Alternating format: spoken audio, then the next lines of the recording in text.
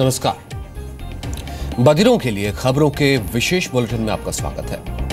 इस बुलेटिन में अब तक की ताजा और अहम खबरों के साथ मैं हूं सचिन और खबरों को पेश करेंगी रजनी कालरा। केजरीवाल सरकार को दिल्ली हाई कोर्ट से बड़ा झटका लगा है। 21 संसदीय सचिवों की नियुक्ति के दिल्ली सरकार के आदेश को खारिज कर दिया। दिल्ली सरकार ने 21 आप विधायकों को संसदीय सचिव बनाया था, लेकिन अब हाई कोर्ट ने इनकी नियुक्ति रद्द कर दी है। हाई कोर्ट ने संसदीय सचिवों के पद को लाभ का पद माना है और इस पर सवाल उठाए हैं। दिल्ली हाई कोर्ट ने कहा है कि संसदीय सचिवों की नियुक्ति उपराज्यपाल की मंजूरी के बिना की गई, इसलिए उन्हें असंवैधानिक मानकर रद्द किया जाता है। केजरीवाल ने 13 मार्च 2015 को आपके 21 विधायकों को संसदीय सचिव बनाया था। राष्ट्रीय मुक्ति मोर्चा के अध्यक्ष रविंद्र कुमार ने दिल्ली हाईकोर्ट में नियुक्ति के खिलाफ याचिका दायर की थी। आज जो पिटीशन में जब आर्गुमेंट चल रहा था, तो दिल्ली उच्च न्यायालय के न्यायाधीश ने कहा कि हमने पहले ही दिल्ली में उपराज्यपाल और मुख्यमंत्री की शक्तियों के बारे में एक विस्तृत फैसला दे दिया है और उसके तहत जो है हम ये मानते हैं कि केजरीवाल ने जिन 21 विधायकों को अपना पार्लियामेंट्री सेक्रेटरी बनाया था, वो अपने आदेश से बनाया था, उसमें एलजी से कोई परमिशन नहीं ली गई थी, इसलिए ये सारी नियुक्तियां तत्काल प्रभाव से जो है रद्द की जा रही हैं। पंजाब दौरे पर गए दिल्ली के सीएम अरविंद केजरीवाल को कई जगह विरोध का सामना करना पड़ा।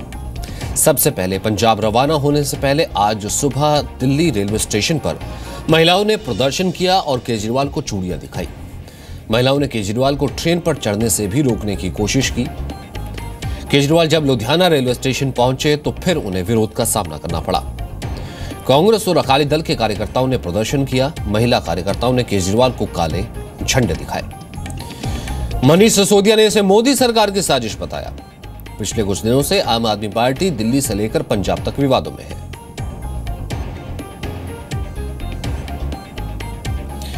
आम आदमी पार्टी के नेता आशुतोष आज नेशनल कमीशन फॉर वुमेन के सामने पेश हुए। दफ्तर से निकलने के बाद आशुतोष ने कहा कि उन्हें इस संस्था में पूरी आस्था है।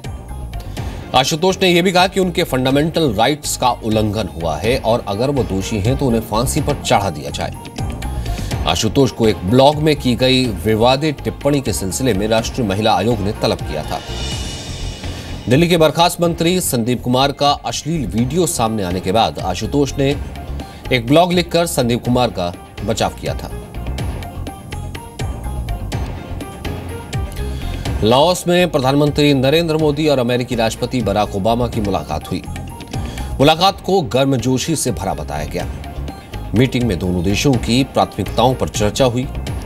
प्रधानमंत्री मोदी ने बराक ओबामा की सराहना की और कहा कि ओबामा ने दोनों देशों के बीच संबंध को बेहतर बनाने के लिए काफी काम किया। भारत की इकोनॉमी को बेहतर बनाने के लिए ओबामा ने पीएम मोदी की तारीफ की। ओबामा ने कहा कि वो हमेशा से भारत के दोस्त रहे हैं और रहेंगे। पीएम मोदी ने ओबामा को रिटायरमेंट के बाद भी भारत आने का न्योता दिया।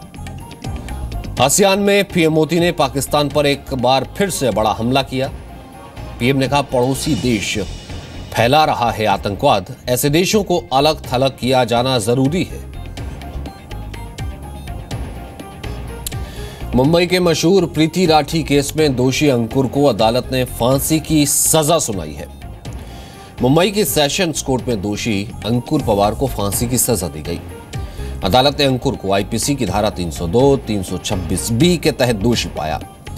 साल 2013 में प्रीति राठी दिल्ली से अपने पिता के साथ मुंबई नेवी अस्पताल में नर्स के रूप में नौकरी करने पहुंची थी। बांद्रा स्टेशन पर ही अंकुर ने उसके चेहरे पर तेजाब फेंक दिया था। आरोपी को वारदात के लगभग 1 साल बाद गिरफ्तार किया गया था। अंकुर का परिवार दिल्ली में प्रीति के पड़ोस में रहता है। पुलिस का कहना है कि अंकुर प्रीति की कामयाबी से जलता था।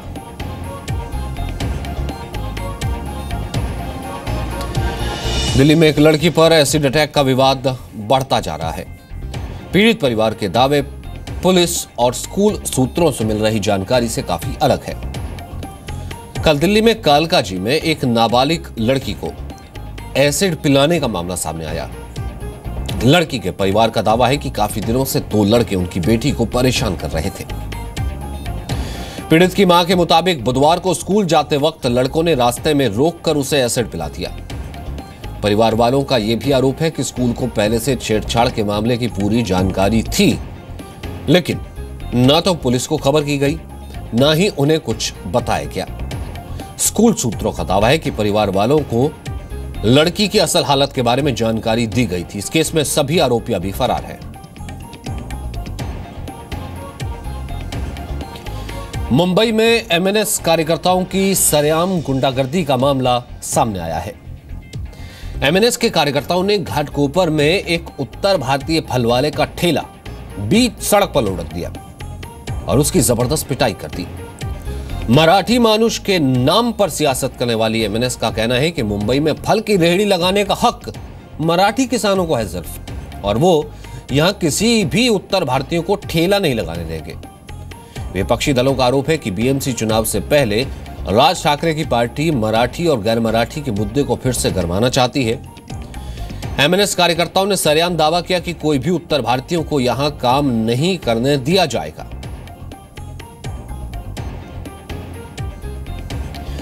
गाजियाबाद के इंदिरापुरम में पुलिस ने एक बीजेपी नेता की कार से 3 करोड़ रुपए कैश बरामद किया है।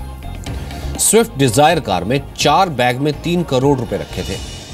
नेशनल हाईवे 24 पर पुलिस ने चेकिंग के दौरान शक के आधार पर इस कार को रोका। कार के ड्राइवर ने बैरिकेडिंग तोड़कर भागने की कोशिश की, लेकिन पुलिस की टीम ने मुस्तैदी दिखाते हुए उसे पकड़ लिया। पूछताछ में ड्राइवर पैसे के बारे में संतोषजनक जानकारी नहीं दे पाया।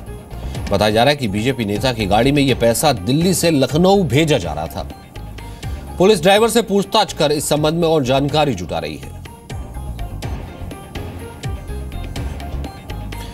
9 सितंबर से राजधानी, शताब्दी और दुरंतो ट्रेनों का सफर महंगा होने जा रहा है।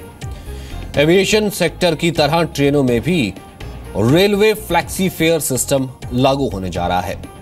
फ्लैक्सी फेयर सिस्टम के तहत जैसे जैसे सीटें कम होती जाती हैं, किराए में बढ़ोतरी होती जाती है। यानी अब राजधानी, शताब्दी और दुरंतो ट्रेन में हर 10% टिकट की बुकिंग के बाद किराया भी 10% बढ़ जाएगा। मिसाल के तौर पर अगर किसी ट्रेन में 100 सीटें हैं तो पहली से 10वीं सीट तक तो मूल किराया लगेगा, लेकिन उसके बाद किराया 10% के हिसाब से बढ़ता जाएगा। हालांकि यह भी तय है कि किराया 50% से ज्यादा नहीं बढ़ेगा। कावेरी जल विवाद को लेकर शुरू हुआ हंगामा अब भी जारी है। आज कर्नाटक के मांड्या में लोगों ने सड़क किनारे खड़े गाड़ियों में जमकर तोड़फोड़ की। प्रदर्शनकारियों ने भी पत्थर से दर्जनों गाड़ियों के शीशे तोड़ दिए। तमिलनाडु को पानी छोड़े जाने के बाद कर्नाटक के किसान लगातार प्रदर्शन कर रहे हैं। सुप्रीम कोर्ट ने कर्नाटक सरकार को कावेरी से तमिलनाडु को पानी देने का आदेश दिया है। आदेश के बाद से ही काफी हंगामा हो रहा है। इससे पहले कल मांड्या में एक किसान ने विरोध में खुदकुशी की कोशिश की थी। तमिलनाडु को पानी दिए जाने को लेकर कर्नाटक के और कई शहरों में भी प्रदर्शन हो रहा है। लखनऊ में आज यूपी सरकार की कैबिनेट की बैठक में बड़ा फैसला हुआ। कैबिनेट ने समाजवादी स्मार्टफोन योजना को मंजूरी दे दी। स्मार्टफोन योजना के तहत प्रदेश के नौजवानों को स्मार्टफोन दिया जाएगा। इस योजना के तहत उत्तर प्रदेश में 18 साल की उम्र से ज्यादा के नौजवानों को स्मार्टफोन दिया जाएगा। स्मार्टफोन के लिए आवेदन करने वालों की सालाना इनकम 2 लाख रुपए से कम होनी चाहिए। स्मार्टफोन योजना के लिए ऑनलाइन रजिस्ट्रेशन होगा। 2012 में समाजवादी पार्टी ने चुनाव के दौरान मुफ्त लैपटॉप देने का वादा किया था।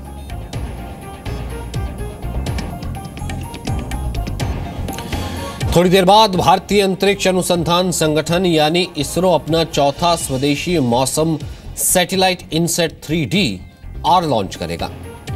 लॉन्चिंग आंध्र प्रदेश के श्रीहरिकोटा के सतीश धवन स्पेस सेंटर से की जाएगी। लॉन्चिंग के लिए इसरो पहली बार स्वदेशी क्रायोजेनिक इंजन के जरिए ज्यादा वजन का सैटेलाइट भेजेगा। GSLV इनसेट 3D सैटेलाइट की लॉन्चिंग के बाद मौसम पर और पैनी निगाह रखी जा सकेगी। इससे पहले इसरो ने 27 अगस्त 2015 को जियो सिंक्रोनस सैटेलाइट लॉन्च व्हीकल का आखिरी प्रक्षेपण किया था। देश भर में डेंगू से होने वाली मौतों का आंकड़ा बढ़ता जा रहा है। एक रिपोर्ट के मुताबिक देश भर में डेंगू से 12,000 से ज्यादा मामले सामने आए हैं। दिल्ली में इस साल डेंगू से 9 लोगों की मौत हुई है।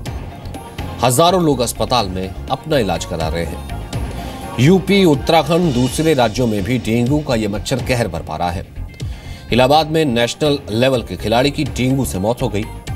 इस मौसम में हर साल डेंगू के मामले सामने आ रहे हैं और प्रशासन इनसे निपटने के इंतजाम का दावा कर रहा है। बावजूद इसके हालात सुधरने का नाम नहीं ले रहे।